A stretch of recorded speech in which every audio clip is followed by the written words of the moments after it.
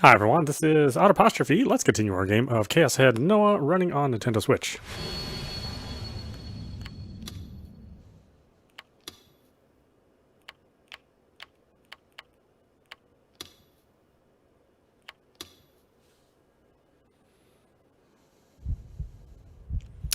A freezing chill ran down my spine. More sweat was pouring out down my forehead, even though I just wiped it away. Was that a threat? Or was she telling me to join her?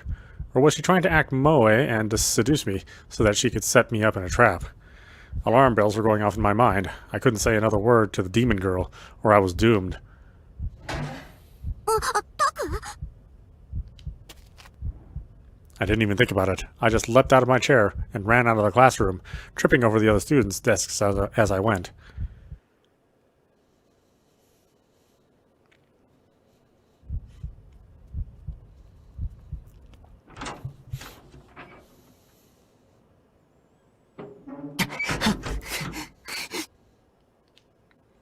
I ran straight up the stairs of the school building onto the empty roof. The girl didn't seem to be following me. But still, I couldn't relax. I decided to crouch down and hide behind something. My knees were shaking. I was amazed I'd managed to run like that, or like this. Maybe that was just a sign of how desperate I'd been.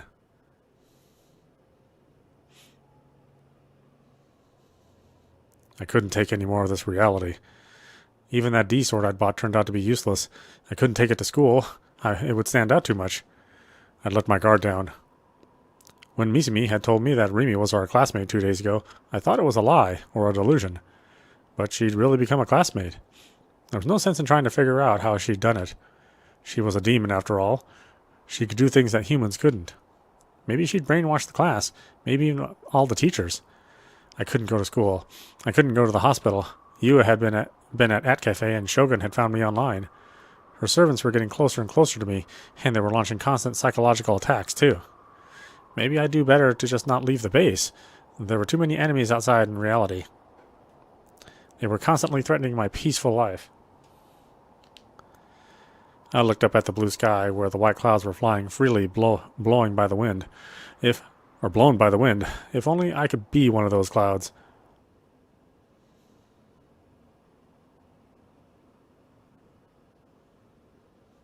About 3 hours passed.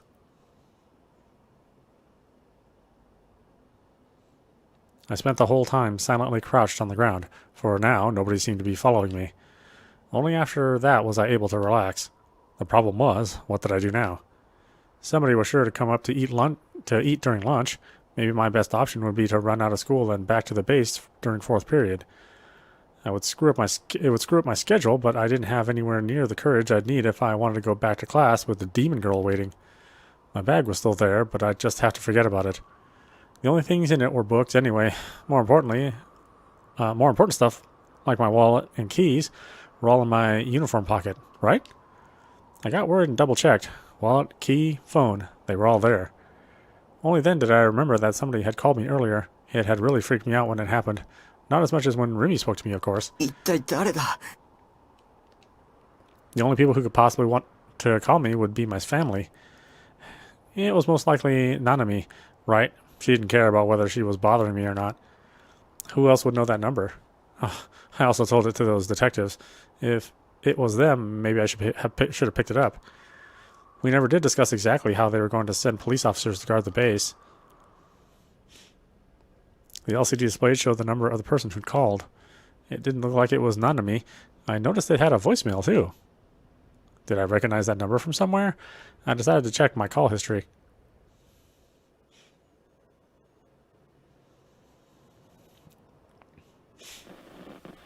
There were only 5 calls there. In other words, only 5 times had someone called me since I'd bought my phone. 3 of them were from Nanami.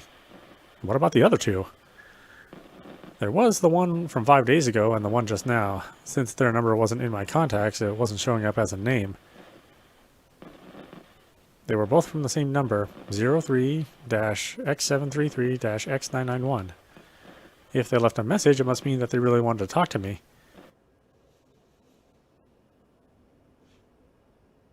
Who could it be? The police, most likely. It wasn't Misumi or the demon girl. Both of them were right in front of me when the phone rang. Who else could it be? Maybe Yua? But there was no way she could know my number, and there was nothing I had to say to her now anyway. The only way to find out was to listen to it. I looked around to make sure the demon girl wasn't anywhere nearby and put the phone up to my ear. こちらは留守番電話サービスセンターです。新しいメッセージは1件です。1件目、10月17日金曜日午前8時28分の伝言です。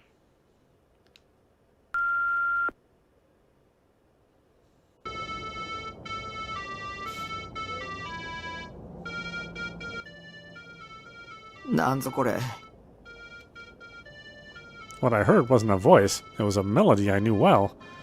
It seemed to be playing somewhere far off in the distance. The caller might have been standing near a traffic light.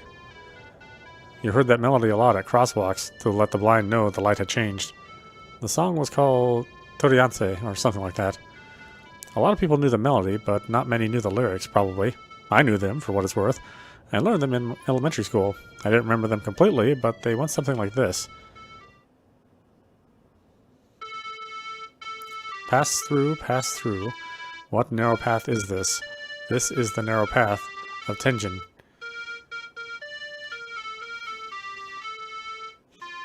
Please, let us pass through. None may pass through, but that have business here. We've come to offer this talisman. For our child's 7th birthday. The going is easy.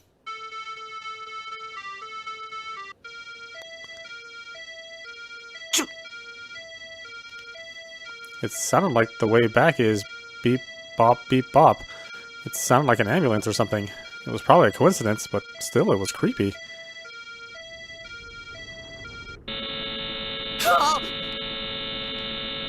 Just after the melody cut off, I heard what sounded like a loud buzzer. The volume was so loud, I yanked the phone away from my ear. I fearfully put the phone back to my ear, but the message was over. What was that about? It felt like I'd heard the earth rumbling at the end, too. The buzzer was totally different than the traffic signal. If it was that loud, they must have brought it up right up to the phone. My heart was racing. Had I done something to piss somebody off? Who'd even make this call? I had their number, so I could call back if I wanted to, but I didn't have the courage. There was nothing I could do about it. And anyway, I was still in the middle of something much worse happening to me. I put my phone in my pocket and left the school, watching my surroundings as carefully as I possibly could.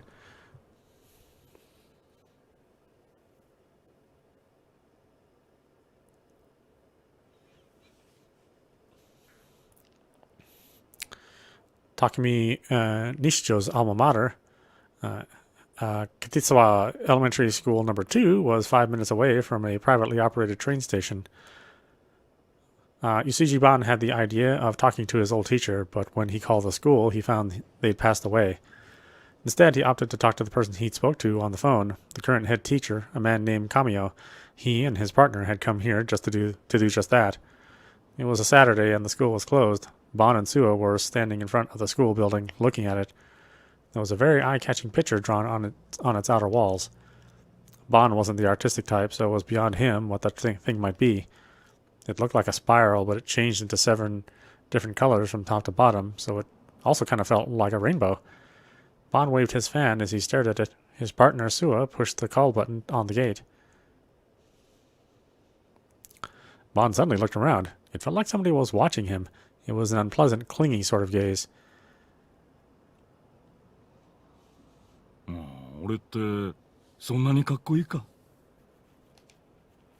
He struck a little pose. He looked stylish and cool, he thought. 先輩、何変なポーズしてるんすか？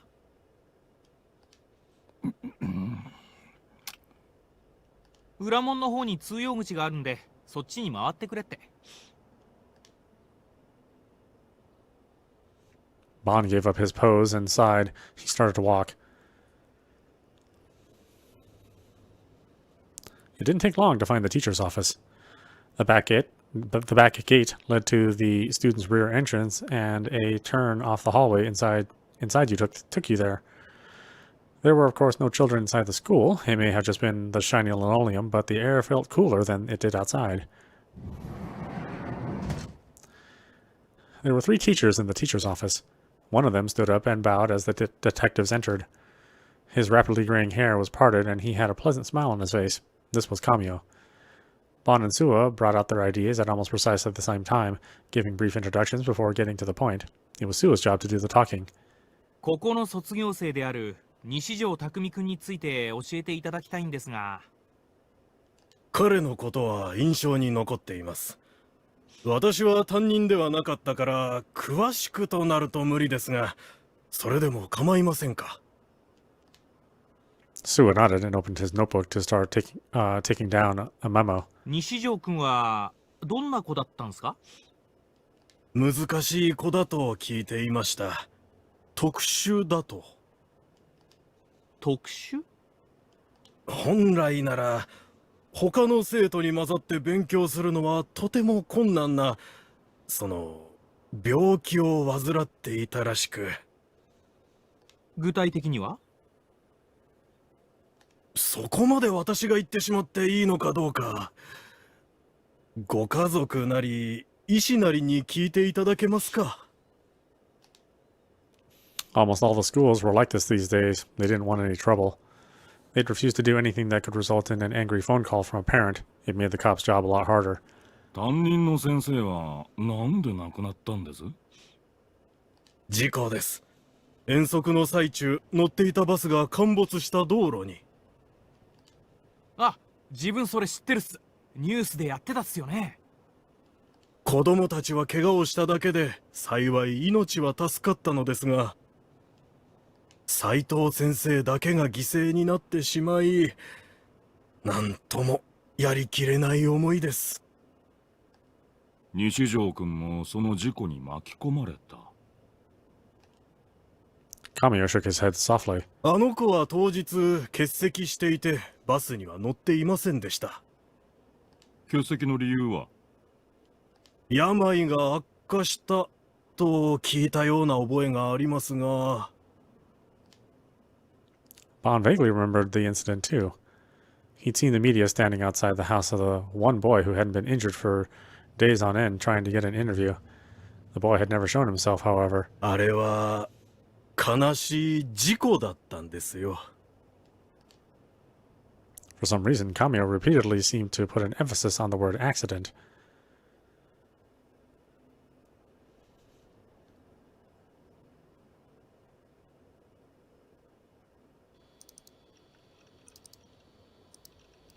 Having a quick chat with Grim before diving into ESO was becoming a daily routine of mine. We never talked about anything specific. We'd swap information about the latest Atchan threads, or talk about naughty stuff, or our latest favorite manga, or the anime we'd seen the other day, stuff like that. Oddly enough, we didn't talk much about ESO. We do more than enough ESO chat when we were playing after this.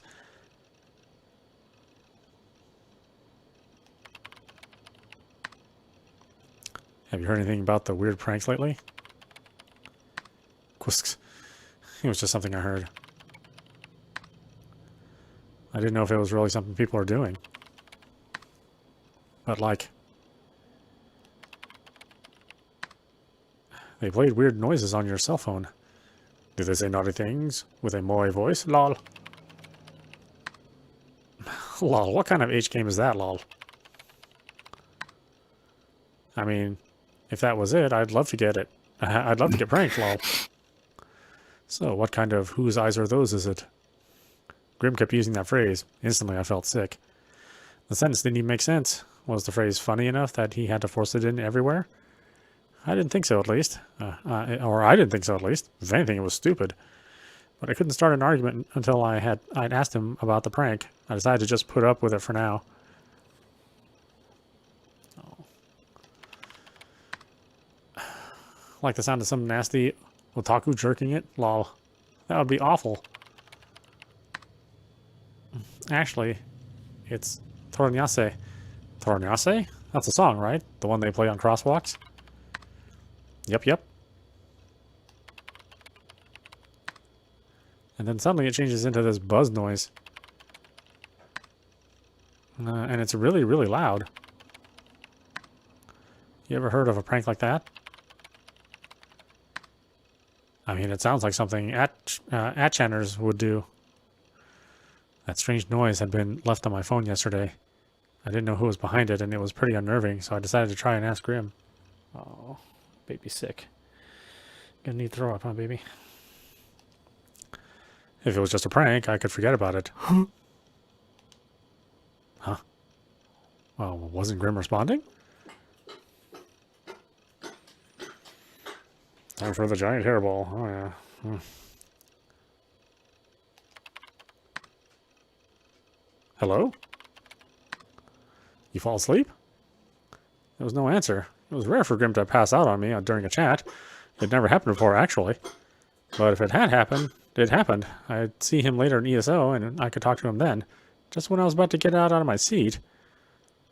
Back. I ran a search on Atchan about that prank you're talking about. Oh, was that what he was up to? But that would mean that even Grim didn't know about it, and he usually knew everything. Nobody was talking about it, though. Not just on Atchan, but the rest of the internet. So it must be somebody who had a personal grudge against me, then? I was starting to get really curious about who it could be, but I didn't have the courage to call them back. Suddenly I had an idea. If I knew the phone number, I could have somebody else call it for me. Hold on a minute.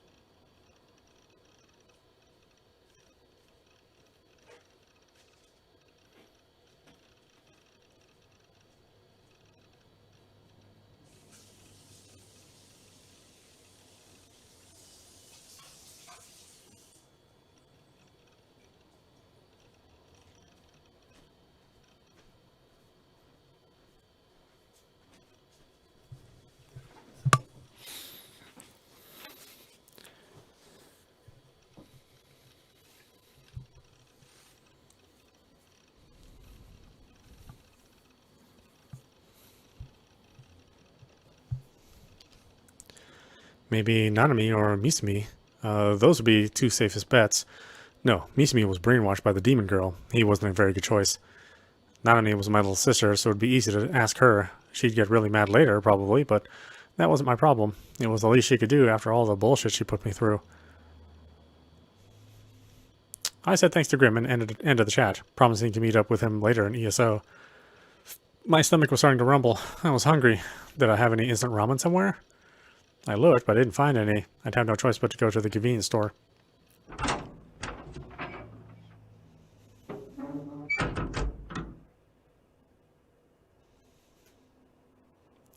The sun had already set.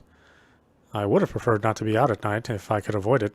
Lately, only bad things have been happening at night. I headed to the convenience store, my feet moving faster than they usually did. It was Saturday, so normally I would have seen a bunch of people on the street. Today, it was empty. All the stores that normally would be open were closed. It was kind of strange. Maybe I'd forgotten what time it was. I thought it was about 7 p.m., but maybe it was actually 2 a.m. or something. Nah, no way.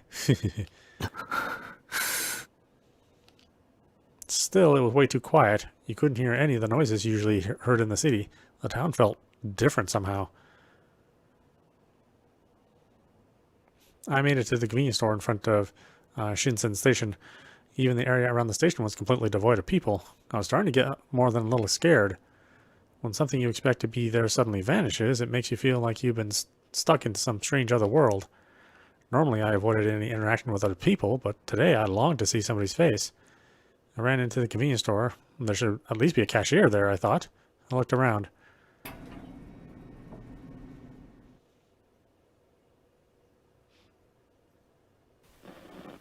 There was nobody. No customers, no employees. まさか That was impossible, right? The cashier must just be in the back. If I took my stuff up to the register, they'd come right out right away. I forced myself to take my time picking out a boxed meal from the refrigerated section. I pretended to look at the manga magazines before finally putting my meal on the counter next to the cash register.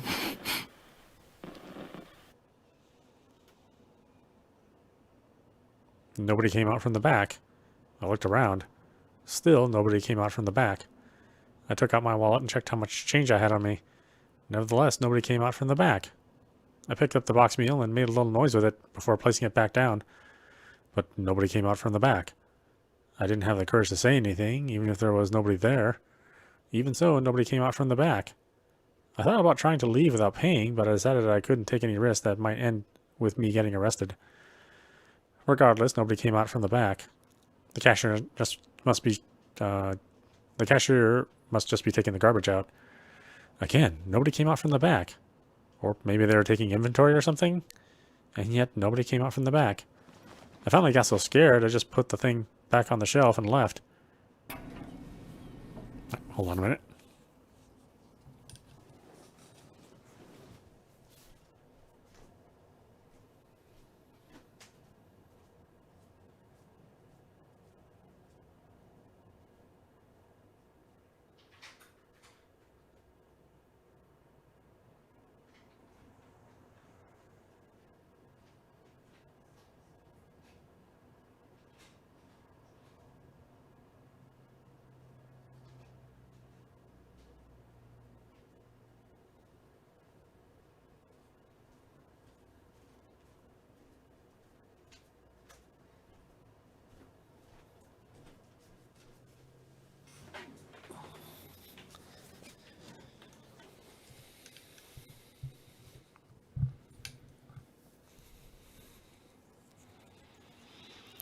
I came to the railway crossing right next to the station. I could see the Shinsen station platform clearly from here.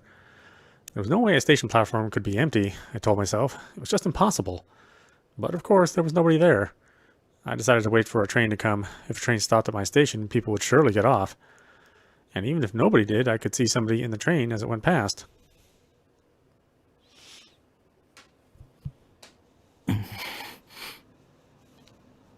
I waited 10 minutes and there was no sign of any train.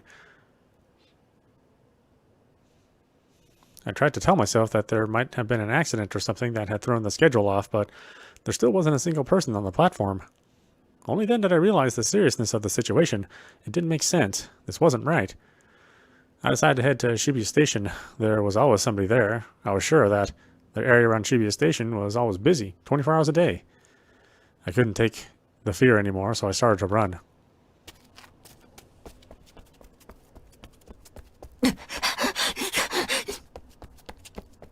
I ran as fast as I could. Even when I started running out of breath, I still didn't stop. I wasn't sure if I'd ever run so hard in my entire life. As I ran, I wished this was all just some awful dream, but it wasn't. My heart and lungs were in so much pain, I thought they'd explode. There was no way this pain could just be a dream. I was surprised at how intense my breathing was, but no matter how much air I took in, the pain didn't go away.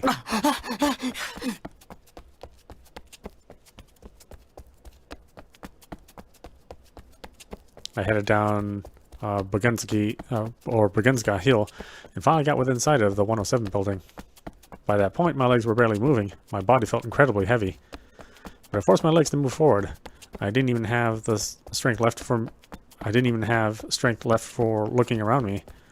My entire consciousness was focused on getting me to Scramble Crossing, the symbol of Shibuya. Almost there. Just a bit more. I just had to make it past the 107. Then I'd be in the busiest place in Japan, the place where everyone mixes together when the walk sign changes. That's why it's called Scramble. Scramble?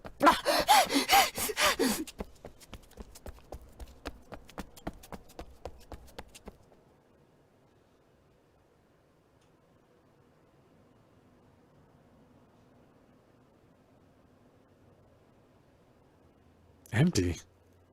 The whole of Scramble Crossing and Shibuya Station were empty. A world without sound. A world that was dead. The air around the crossing was always filled with a flood of sound, but today it was ruled by silence. All I could hear was the sound of my own panting. I fell to my knees in the middle of the wide road. I couldn't take another step, but more than that, the shock had drained all the strength from my body. 渋谷だろ。There was nobody left. There was nobody to my left or right, or my back or front, anywhere. It was the busiest time of the week, 7 p.m. on a Saturday. What was going on here? This couldn't be happening. I closed my eyes and put my hands up to my head. This was a dream, an illusion. It couldn't be real. Sure, I thought I'd wanted to live a quiet life all by myself. I didn't want to get caught up in anything or have anyone meddle in my plans. But that didn't mean I wanted to be the only person in the world. If there were no other people, who was going to pay my living expenses? If there were no other people, who was going to make the meals I got from the convenience store? If there were no other people, who was going to play ESO with me? If there were no other people... Sound. I heard a sound. It wasn't me. It was a sound someone else made. Someone was here. Someone else was close. I felt saved. It was just random chance that the crossing looked empty. Nobody actually disappeared. I hadn't been left alone in the world. I was almost ready to cry from sheer relief. I turned towards the sound. 君は It was a boy in a wheelchair. He was silently sitting there, some distance from me, but still in the middle of the road. It was hard to figure out how old he was. If I went just off his height, I would have thought he was in elementary school. He had a hat pulled down over his eyes, making it hard to make out his face. But やっと会えたね。 the boy's voice was strangely clear. It was as if it was being whispered into my ear. I actually found myself turning around to check if someone was behind me, but of course nobody was. これどうなってるんですか？ I asked him. どうして誰もいないのか？君は理由を知ってますか？知ってるよ。 His voice sounded young, but not like a child's. それより僕のメッセージは受け取ってくれた？ Message? I didn't know what he was talking about. 誰だ？君は。 His wheelchair advanced forward, wheels turning just a little. It must have been an old chair because it made a rusty creaking sound as it went. その目誰の目？でしょ？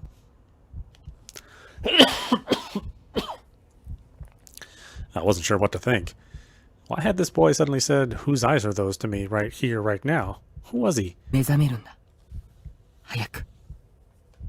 出ないと。もっとたくさんの人が死んじゃうことになるから。君は一体。 I rubbed my eyes, wiping away my tears. Only then could I finally see his face.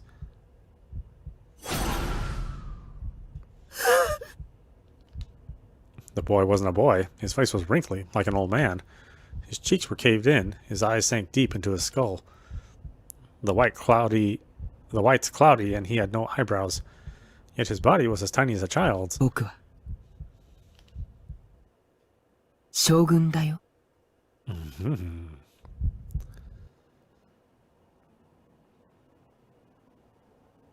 For a moment, I forgot to breathe. My head felt like it had been hit by a hammer. The ground seemed to shake. No, it was my body that was shaking. I put a hand on the asphalt to support myself. What had he just said?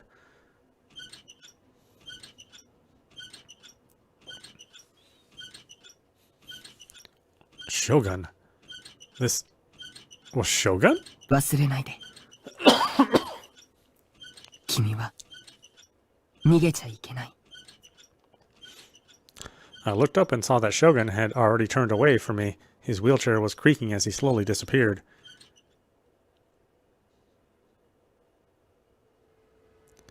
It didn't even occur to me to try and follow him or ask more questions. Or to punch him in the face for getting me caught up in this. I wasn't any good at any of that stuff. My head was starting to hurt. I felt an aching in my temples. I stayed on the ground trying to endure the pain.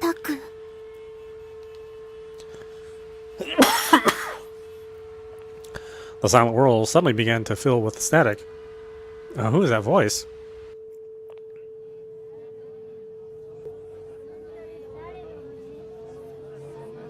Don't look at me. Static began to change into a voice.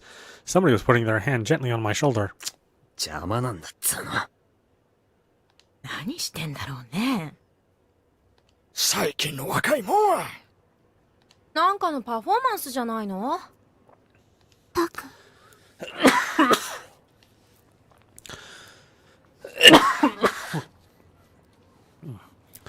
I looked up, still reeling from the headache. The demon girl, Rimi, was leaning over me and looking down into my eyes. Her eyes were clear and filled with life. Those eyes stared at me, and only me. Once again, she'd just shown up out of nowhere. 歩ける？歩いて。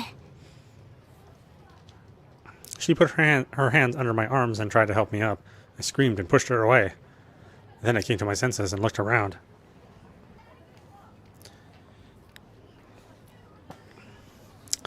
I was still in the middle of the road, but I wasn't alone anymore. There were people all around me walking past me without the slightest bit of interest. タク。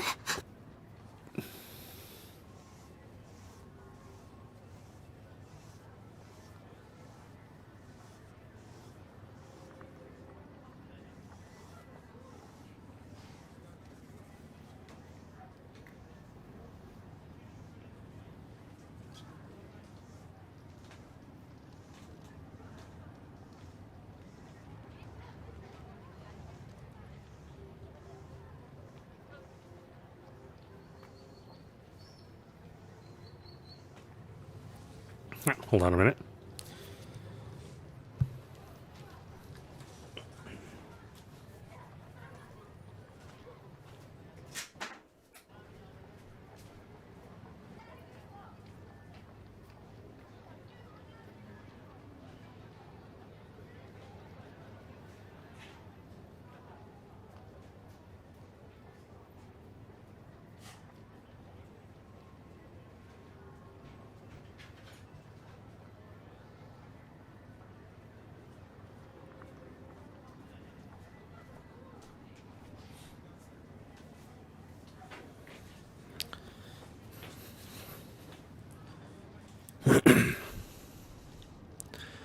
Mimi seemed like she was about to cry as she looked at me. 今は私の言うことを聞いて。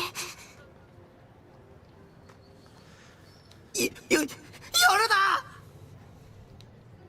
I screamed.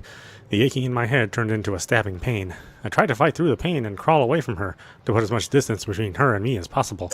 お前だろ！お前が見せたんだ！お前の妄想だ！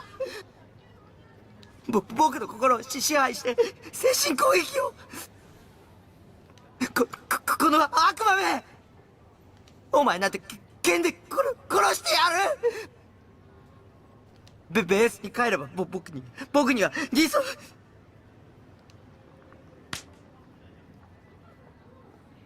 I felt a sudden shock hit on my cheek. It stung and started to feel hot. Mimi had slapped me. This time she was going to kill me. Oh, poor baby. I tried to crawl away as fast as I could, but Mimi easily grabbed my hand. She pulled me close with a strength that was hard to believe a girl could have.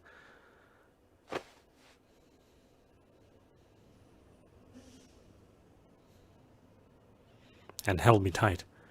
Her soft body pressed against me gently. It was so warm, I could smell just the slightest hint of sweat. Her long flowing hair tickled my nose. しっかりして。 It was the last thing I expected her to say. I could feel the strength leave my ここ body. にいたら危ないよ。 Her voice sounded a little sad. I couldn't tell if she was crying. 信号赤になっちゃってるから。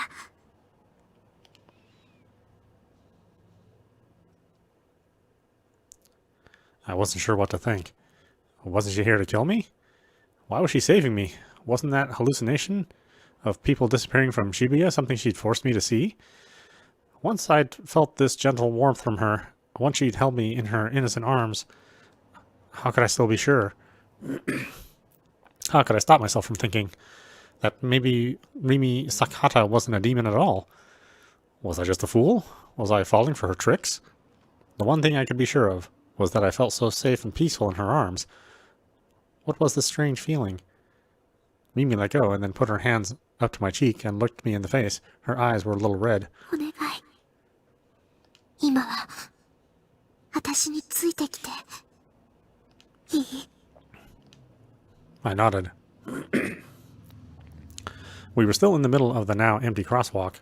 People on both sides of the road were staring at us as they waited for the light to change. I could hear laughter starting to bubble up from the crowd. The cars all had their headlights pointing at me and were starting to honk their horns. Mimi held my hand tightly and started to run towards the sidewalk. I followed along, letting her pull me forward.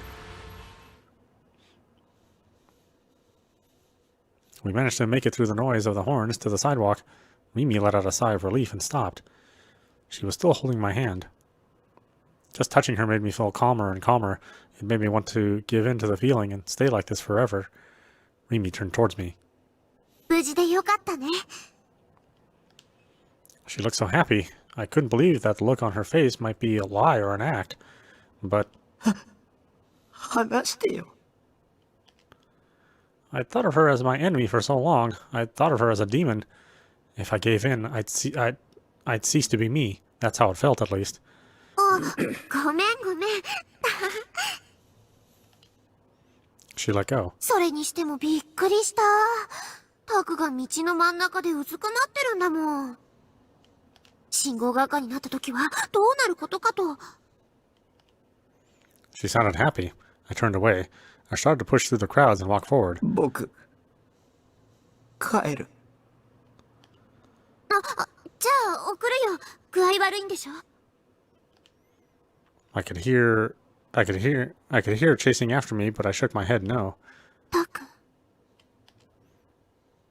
The cheerfulness in her voice had vanished. I felt really bad, since she just saved me, so ありがとう。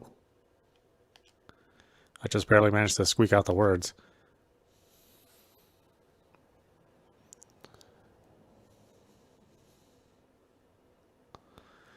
I certainly didn't think they'd end up merging all three of the task forces into one.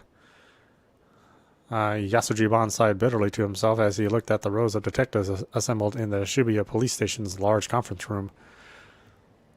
The Inokashita Line Shibuya Station bathroom murder, what the media had taken to calling vampire, had pushed the Shibuya police available manpower to its absolute limits. And with three bizarre murders in the same district, it was looking more and more likely that a single culprit was responsible for all of them. Some officers had suggested leaving the Cornelius Tower suicides to the Youth Crimes Division, but the media was treating them as part of NewGen. And they'd take a lot of flack if it seemed like they were leaving it out. It was only natural that HQ decided to bring the task forces together into one big team.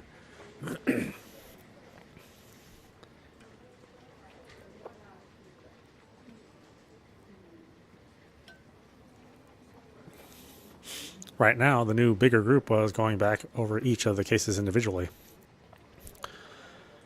There was a big screen at the front of the room showing slides of the crime scenes. Suwa had been assigned to give the briefing on them. He and Bon had been up all night frantically going through the case files for all 4 cases. Good luck, kid, Bon said to himself, resting his head in his palm. コーネリアスタワー集団投身自殺事件の発生は9月7日っす。です。ニュージェネとマスコミが故障している4つの事件の中では一番最初に発生してます。午後11時半ごろ、渋谷コーネリアスタワー屋上のヘリポートから男女5人が転落、全員死亡しました。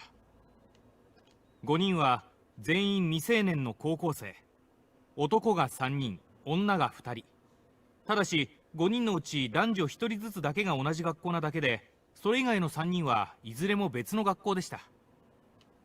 5人それぞれの爪の間にわずかな肉片が残っており、手のひらに引っかき傷があったことが司法解剖で判明しました。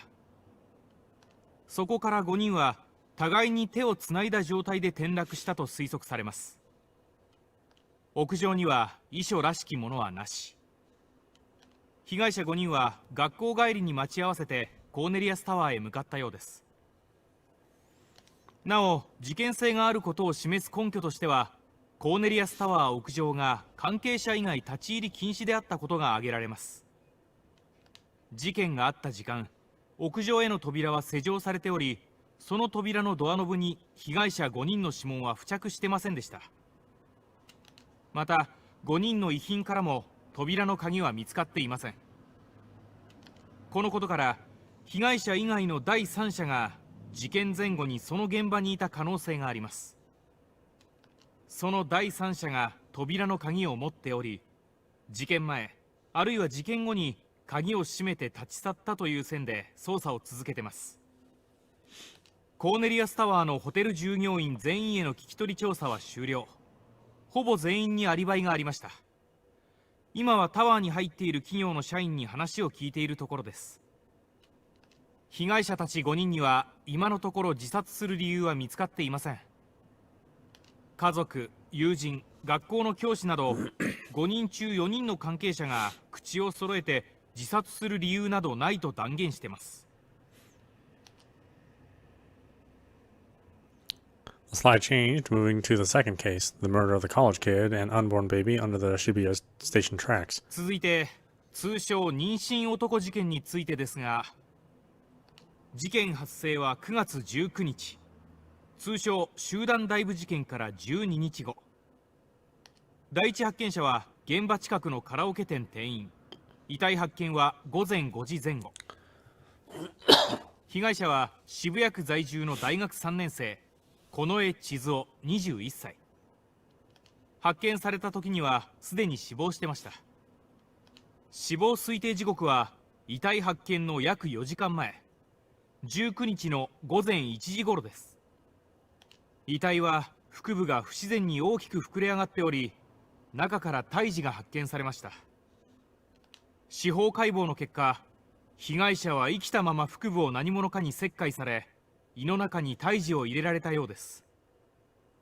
胎児はすでにその時点で亡くなっていたと思われます。被害者が死亡したのは腹部を縫合された後、縫合した部分をかきむしったり、縫合糸を一部引きちぎった形跡が見られました。胎児は妊娠8ヶ月ぐらいの状態で、母親の体から帝王切開で取り上げられたと考えられます。胎児の母親については今のところ見つかってません。その生死についても不明です。 DNA 鑑定の結果、胎児と被害者には血縁関係はありませんでした。ちなみに胎児の血液型は B 型、被害者の血液型は A 型です。Different blood types, huh? Suo paused to take a breath. Talking so much had tired him out, and it looked like giving a presentation in front of this many older detectives was probably nerve-wracking too. 次に第3の事件、丸山町貼り付け殺人事件です。There was a slight pause before Crucified's slide came up. これが現場写真です。事件発生は9月29日。被害者は太田久志56歳、都東大学教授。第一発見者は現場のすぐ近くのアパートに住む男性。被害者の死因は絞殺でした。殺害された後で10本程度の釘を使って貼り付けにされていました。見ての通り、遺体には外傷はほとんどありません。釘についても貼り付けは一部肉体を貫通しているものもありましたが、基本的には衣服を通して貼り付けられている状態です。マスコミでは貼り付け、血の惨劇などと謳われてますが、出血は全くなし。釘はドイツのクロイツナーゲル社が販売している特徴的な長い十字架のような杭です。犯人が十字架型をあえて選んだということから、宗教的な側面からも捜査を進めてます。事件の起きた21時から21時半の間に、現場周辺で壁に杭を打ち付ける音が数十分続いていたという証言が複数得られました。被害者の死亡推定時刻がほぼそれと同じ時間であることから、おそらく被害者は現場かそのすぐ近くで殺害されたと思われます。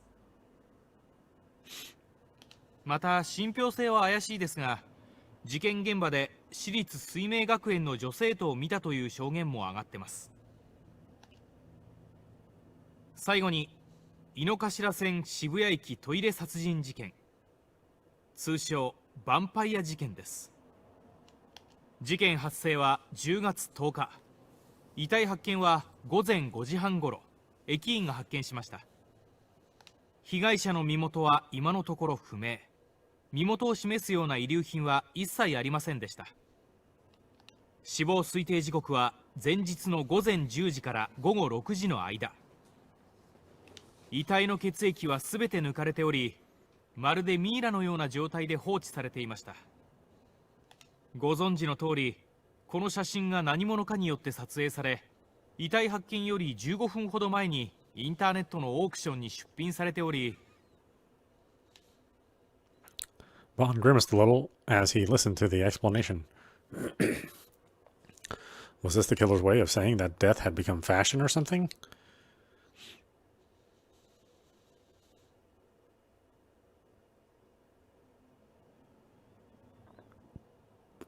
Chapter 4, D-Sword. Science City was a pair of buildings located just south of Shibuya Scramble Crossing. The east building was located next to Shibuya Station. There was a small plaza just inside the entrance, which was often used as a meeting spot, even if it wasn't as famous as the Hachiko or Moya statues.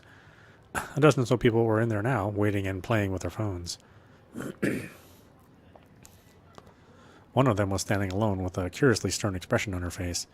She was a teenage girl named Sena Aoi. If you went down the escalator on the second floor of Science City, the one that led away from the Inakashira Line station, you would see her there, leaning against a white pillar, watching her surroundings carefully. Despite her stern expression and the season, she was nibbling on a popsicle. It's kind of cute in a way. Of course, she wasn't waiting for anyone. She was quietly observing the people coming and going around her. From there, from where she was standing, you could see all the way to the big TVs at Scramble Crossing. They were showing a promo for some famous singer. At the bottom of the screen was a scrolling line of text talking about the NewGen murders. Not a day went by when she didn't see something about NewGen. The TV, the papers, the net, the magazines, and even the big TVs in the city. Sena wasn't interested in them at all, but walking through Shibuya, she would often hear people talking about the murders.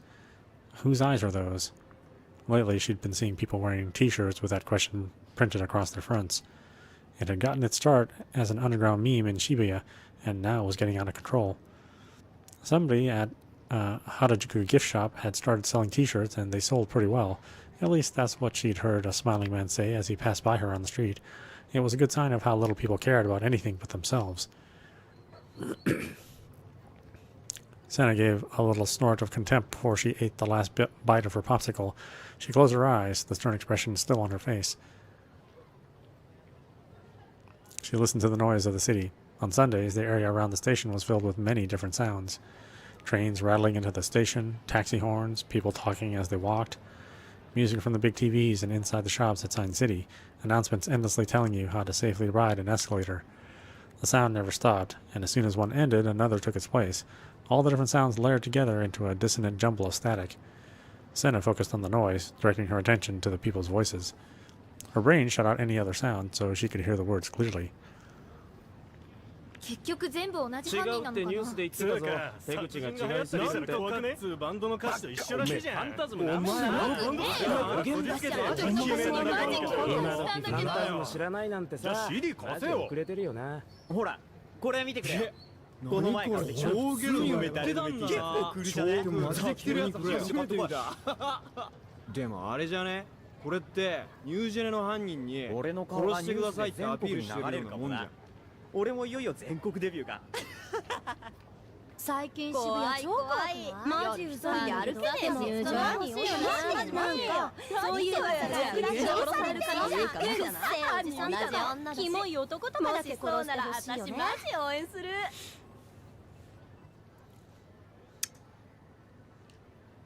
Sena let out a little grunt. She stopped listening almost immediately. The noise offered her nothing useful. In the end, the noise was just noise. この視線の感覚、気のせいか。Sena looked around one more time. For a while now, she'd had this awful feeling, like a cold finger running down her spine. Someone's gaze was upon her, but she couldn't find out who it was. Sena stepped away from the pillar she'd been leaning up against. And then, as if she just remembered who was holding it, she stared down at the popsicle stick in her hand. 外れか。She looked even more upset as she walked quickly towards the station.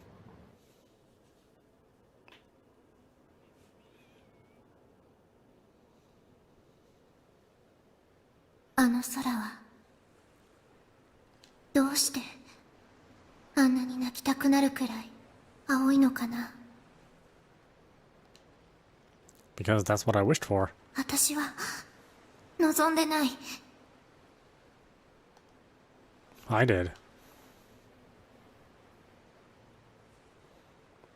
This is your mental world, but it's mine too. ねえ、あの空はどこにあるの？ Anywhere, if you wish for it. 望んでいいの？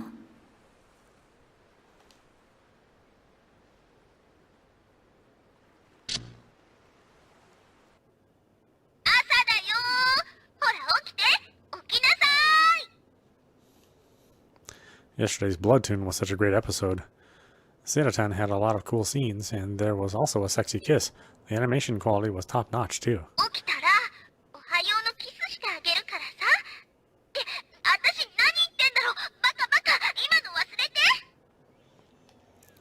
And being super moe about it, too. I had no choice but to get up. I ripped off the covers and got off the sofa with a moan.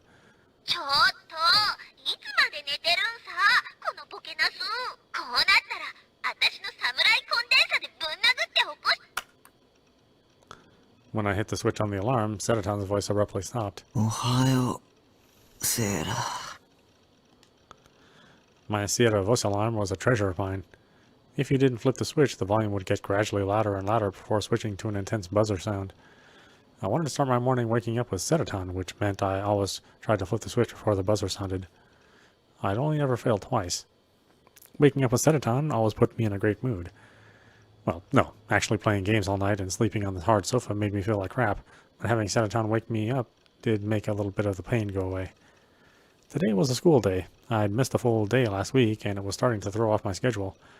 I was supposed to only go twice this week, but thanks to that, I'd have to go 3 times. I didn't want to go, but I had to. Any more skipping and I couldn't graduate. To be honest, even if I couldn't graduate, it wouldn't make that big of a difference for me. I just had a dream about Rimi. It was a strange dream. Somehow nostalgic, somehow lonely, somehow sad, and somehow incredibly distant. I wondered if she was coming to school today. I'd spent a lot of time thinking about what happened 2 days ago. I spent so much time thinking about it that it cut into my ESO time. I didn't think much about Shogun or the delusions of the empty Shibuya. They didn't seem all that important to me. All of it was most likely just a delusion of mine. It was hard to believe that Shogun could be an old man like that, and thinking back, the idea of every single person disappearing from Shibuya just seemed silly. It was a very realistic delusion, but I found myself embarrassed by how easily I believed something so impossible could happen. What was more important was Rimi, the girl I'd called the demon girl until just a little bit ago. In that place, where it felt like a strange floating dream, she held me tight, and I could still remember the feeling of her body. If she hadn't done that, I might have gone crazy. Why had Rimi saved me? Was it because we were friends? I didn't have any memories at all of us being classmates since our first year, or of going to see a movie with her and Misumi. But the way she treated me was the way I'd treat a good friend. When she'd held me tight, she looked a little like she was about to cry. That, at least, didn't seem like an act she was putting on. I'd never met a girl who'd cry over a creepy otaku like me. After seeing it, the fear and suspicion I'd felt had just blown away. In fact, I almost felt like I could fall in love with her, though I stopped myself from going that far. What I felt was uncertainty. How should I face Rimi from here on out? Was she my friend or my enemy? Was she responsible for the NewGen murders? It was an undeniable fact that she'd saved me, but it was also true that I had seen her covered in blood at the site of the crucified murder.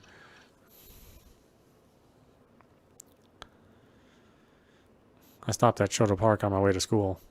Ever since the incident with Yua, I'd quit my habit of eating breakfast here. The idea that Yua could be out there somewhere watching me made it impossible to enjoy my meal. And even worse, if she came to talk to me, I'd have to listen to a bunch of more delusional nonsense. I didn't have time to deal with her. Yua works for Rimi. That was my original idea, but it may have been wrong. That didn't mean that Yua wasn't an enemy, though. Maybe Shogun was the big boss and Yua was working for him. Whatever the case, it'd be best if I stayed away from her. But today, I'd come here for a reason, anyway.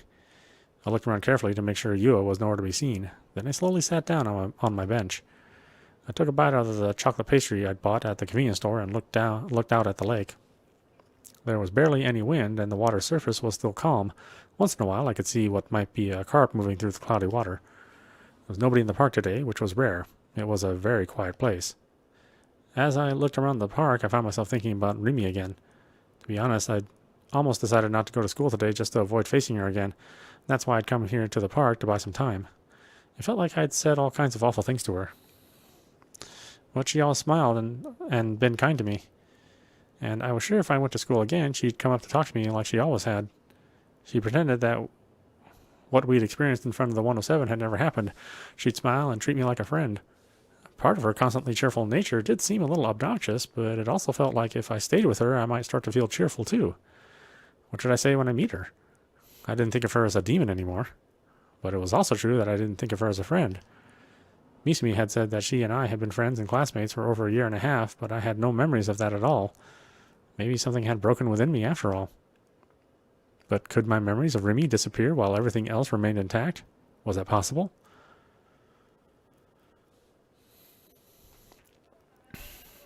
I went into the school building, head pointed to the ground as always. I did my usual thing of walking slowly on the side of the hallway while I headed for the stairs. My class was on the 3rd floor. It was kind of a pain to get there. I wish there was an escalator, actually. As I got up the stairs, I saw a girl slowly stagger up them. She was dragging her right leg. Did she sprain it or something? Her tiny body was kind of wobbling as she walked. She looked like she might fall over at any minute. The other students were quickly passing by her while she slowly went up each step. From below, I could almost see her panties. Crap. If I didn't do something, I'd look like a pervert. I didn't want anybody calling me a creep. I tried to quickly walk past her when...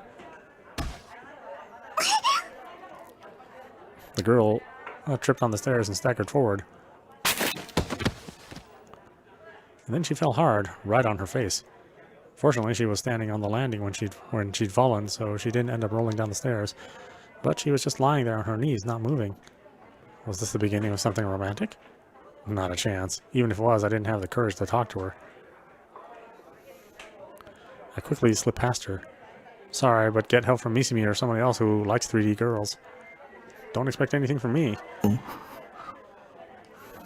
But the girl still wasn't moving, and I started to get a little worried. When I got halfway up the second set of steps, I turned around to check on her. She was clinging to the railing and trying her hardest to stand up. Her knees were shaking like she was a newborn deer. There was blood on her knee. Maybe she'd scraped it. Huh? I'd seen her face somewhere before. Was she the one who transferred into my class last week? What was her name again? I couldn't remember. And she was crying, too. Did it hurt that badly? Sure, it was a bad fall, but it shouldn't have been enough to make her cry. Nobody else was trying to help her. She finally managed to just barely stand up and then began to look down at her knee. She seemed to be checking how badly it was hurt. She wiped away her tears, then put down her bag and started to rummage through it. What was she trying to find? I wondered. She suddenly pulled something out of her bag and held it above her head like she'd won a great victory. In her fingers, she held a bandage. Our eyes met. She quickly flushed with embarrassment and looked down. Well, she seemed okay. She didn't need my help at least, right? I decided to just head to my classroom and leave her there. I kept my head down and my gaze glued to my feet as always. I arrived at my seat wordlessly. Actually, hadn't that girl said something to me on the day she transferred here? I'd forgotten all about it with what happened with Rimi, but what had she meant? Yo, Taku. As always, Misumi said hello to me. Maybe he didn't have any friends beside me. That would explain why he only ever seemed to talk to me, at least. 聞いてくれよ。昨日さ、怪しいおっさん2人が校長室に入ってくのを見たんだ。は？で、俺とリミトでこっそり盗み聞きしてみたらびっくりしたぜ。その二人刑事だったんだぜ。え Detectives? なんか深刻そうに全校生徒の名簿とか見ててよ。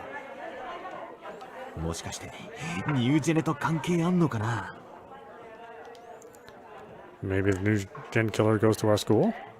For some reason, I found myself thinking of Rimi's face. なあ、盗み聞きしてたら見事にバレちゃったんだけどね。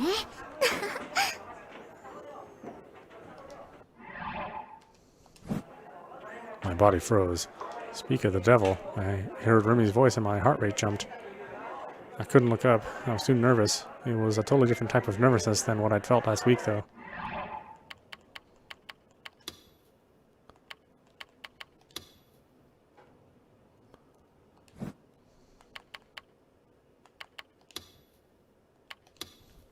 Alright, why don't we stop it there? This is audap. You've been watching KS Head Noah running on Nintendo Switch. Anyway, I hope you enjoyed watching. I will see you at the next stream.